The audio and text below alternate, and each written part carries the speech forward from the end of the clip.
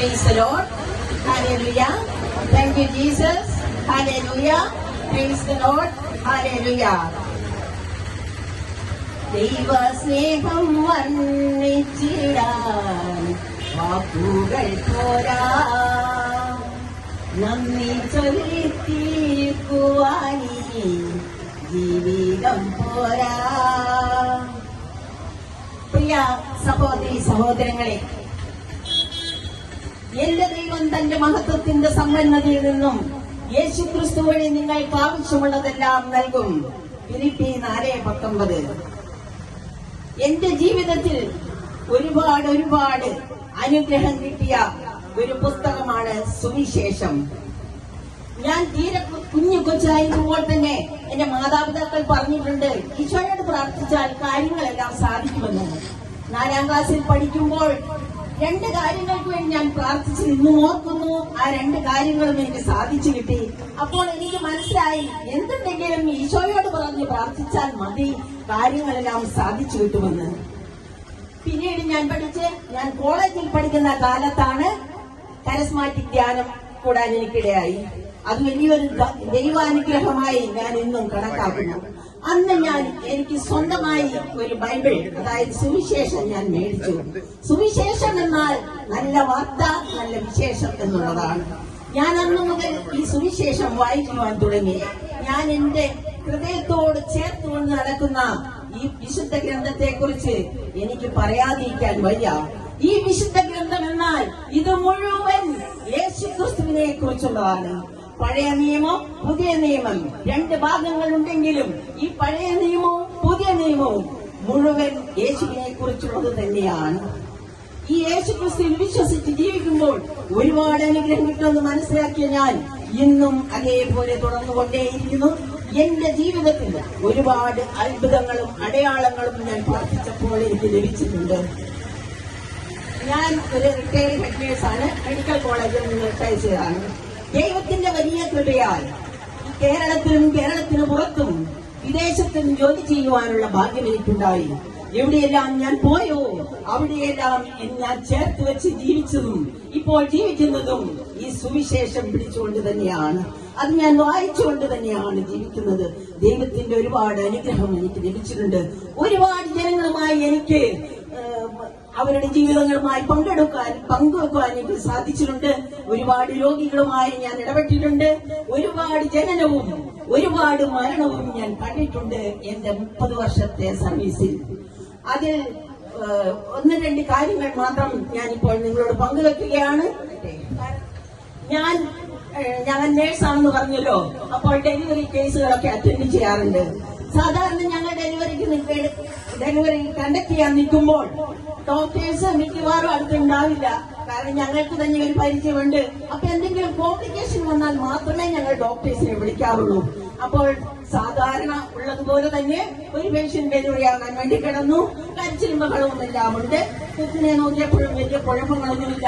അപ്പോൾ അത് കഴിയുമ്പോൾ കുറച്ച് കഴിഞ്ഞിട്ട് ആവശ്യമുണ്ടെങ്കിൽ വിളിക്കാമെന്ന് ബൈസ്റ്റാൻഡേഴ്സും ആൾക്കാരും പറയുന്നു.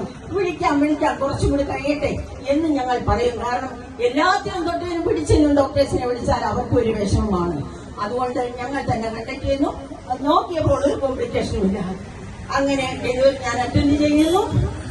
ഒരിക്കലും പ്രതീക്ഷിക്കാത്ത പോലെ ഒരു മരിച്ച കുഞ്ഞിനെയാണ് എന്റെ കയ്യിലേക്ക് കിട്ടിയത്. കടും നീലക്കളറായി പുഴഞ്ഞു കിടക്കുന്ന ജീവനത്തെ ഒരു കുഞ്ഞിനെ എനിക്ക് കൈകളിൽ ഏൽക്കേണ്ടി വന്നു. ഞാൻ വിറച്ചുപോയി. ഞാൻ ഉടനെ ആ കുഞ്ഞിനെ ടേബിളിലേക്ക് കൊണ്ടുപെടുത്തി. അപ്പോഴത്തേക്കും കൂടെയുള്ള നേഴ്സുമാരും എല്ലാവരും അങ്ങോട്ടും ഇങ്ങോട്ടും ഓടി പെട്ടെന്ന് ഡോക്ടേഴ്സിനെ വിളിച്ചു. അങ്ങനെ ഡോക്ടർ വന്ന് നോക്കിയിട്ട് പറഞ്ഞു, സിസ്റ്ററെ കൊച്ചു മരിച്ചുപോയി എന്ന്. വാസ്തവത്തിൽ ആ നിമിഷം ഞാൻ മരിച്ചതുപോലെയായി. തല മുതൽ പാദം വരെ എന്നെ വിറച്ചു. കാരണം അതിന്റെ ഫുൾ ഉത്തരവാദിത്വവും എന്റേതാണ്. എന്തൊക്കെയോ അവിടെ നടക്കുന്നുണ്ടോ ലേബർ റൂമിൽ, ശരിയായിട്ടുള്ള കാര്യങ്ങളെല്ലാം. കാരണം ഡോക്ടേഴ്സ് വരുന്നു, നേഴ്സുമാർ അങ്ങോട്ടും ഇങ്ങോട്ടും ഓടുന്നു. ഇതൊക്കെ മനസ്സിലാക്കിയ ജനവും ഒരു വശത്ത് പുറത്തു നിന്ന് ഒച്ച വെക്കുന്നു, കരയുന്നു, ചീത്ത വിളിക്കുന്നു. എന്തൊക്കെയോ സംഭവിച്ചു എന്ന് വെച്ചു. എന്തെങ്കിലും സംഭവിച്ചാൽ ഇങ്ങോട്ട് ഇറങ്ങി വാ എന്തെല്ലാം പറഞ്ഞ് കാറിക്കൊടുക്കുന്നു. ഈശോയെ, ഞാനപ്പോൾ എല്ലാം മറന്നുപോയി.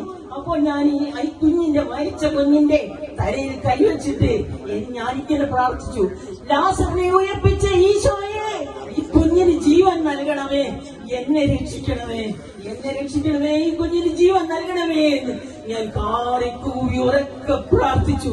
അത് കഴിഞ്ഞ് ഈ കുഞ്ഞിന്റെ തലയിൽ കൈവച്ച്, ആ കുഞ്ഞിൻ തലയിൽ കൈവച്ച് ഞാൻ ഹല്ലേലൂയ ഹല്ലേലൂയ ഹല്ലേലൂയ എന്ന് ഉറക്കെ സ്തുതിച്ചു. ഞാൻ ചുറ്റുപാട്ടും ഒന്നും നോക്കിയില്ല പ്രിയപ്പെട്ടവരെ. എന്റെ ചങ്കുരുകി, എന്റെ ചങ്കവട്ടിയുള്ള പ്രാർത്ഥനയായിരുന്നു അത്.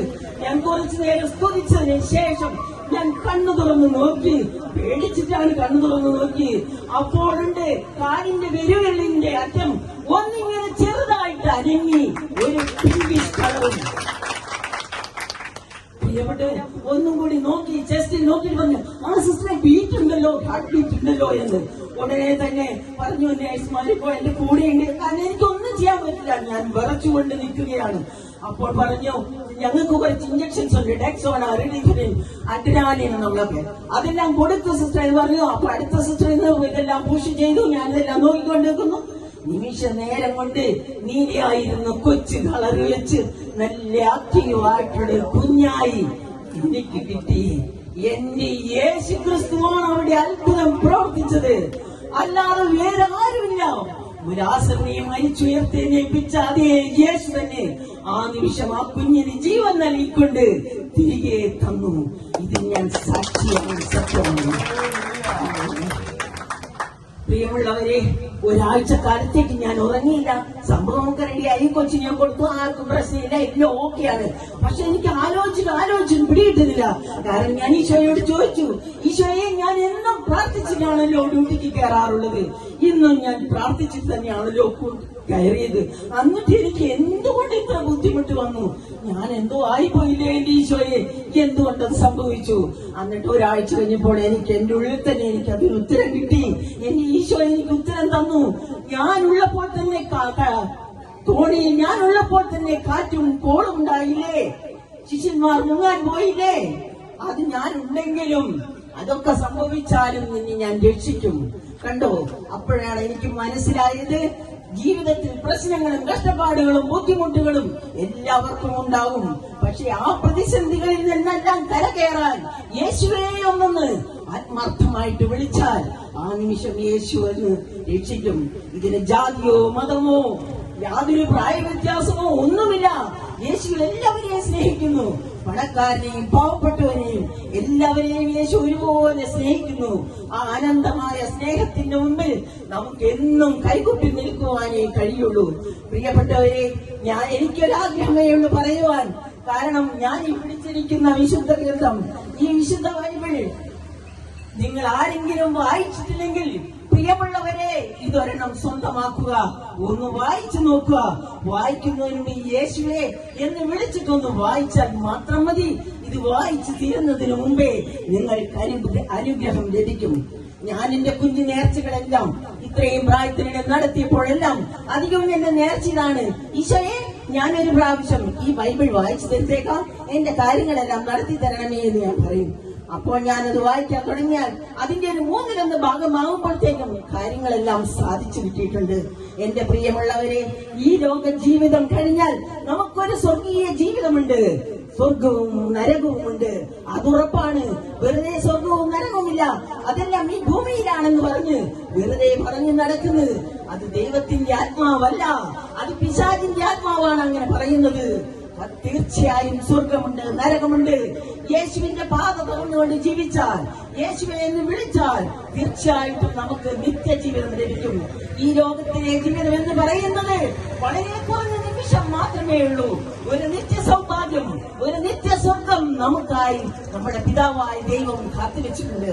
ആ സ്വർഗീയ ജീവിതത്തിലേക്ക് നാം ഓരോരുത്തരും എത്തിച്ചേരണം, എല്ലാവരും എത്തിച്ചേരണം. അതിന് ഇന്ന ജാതിയെന്നോ ഇന്ന മതമോ എന്നില്ല. ദൈവം എല്ലാവരെയും സ്നേഹിക്കുന്നു. എന്നെ കേൾക്കുന്ന സ്നേഹിതരെ, പ്രിയമുള്ളവരെ, നിങ്ങളും സ്വർഗരാജ്യത്തിന് അവകാശിയാകണമെന്നുള്ള ആഗ്രഹത്തോടുകൂടിയാണ് ഞാനിത് പറയുന്നത്. വചനം കേൾക്കുന്നവരും വചനം പറയുന്നവരും വചനം പാലിച്ച് ജീവിക്കുന്നവരും സ്വർഗരാജ്യം അവകാശപ്പെടുത്തും, അനുഗ്രഹം കിട്ടും. അതുകൊണ്ട് പ്രിയമുള്ളവരെ, എല്ലാവരോടും ഒരപേക്ഷയായി പറയുകയാണ്, നിങ്ങൾ ഈ വചനം വായിക്കൂ. നമ്മളെ കൊണ്ട് സാധിക്കാൻ പറ്റാത്തത് ദൈവത്തിന് സാധിക്കും. What is impossible for men is possible for for God, ദൈവത്തിനെല്ലാം സാധ്യമാണ്. മനുഷ്യർക്ക് സാധ്യമല്ലാത്തത് സാധ്യമാക്കുന്ന ആ ദൈവത്തിന്റെ കരങ്ങളിൽ ഞാൻ നന്ദിപൂർവ്വം നമസ്കരിച്ചുകൊണ്ടും എല്ലാവരെയും ദൈവം അനുഗ്രഹിക്കട്ടെ എന്ന പ്രാർത്ഥനയിൽ ഞാൻ എന്റെ കൊച്ചു വാക്കുകൾ നിർത്തുന്നു. Thank you.